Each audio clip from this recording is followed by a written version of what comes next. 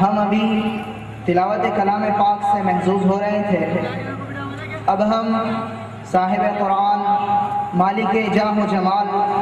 شاہ بطحہ، سید الانبیاء والمرسلین، خاتم الانبیاء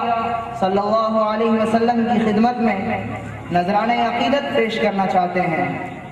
جن کے بارے میں اثر امیدی برہان پوری فرماتے ہیں: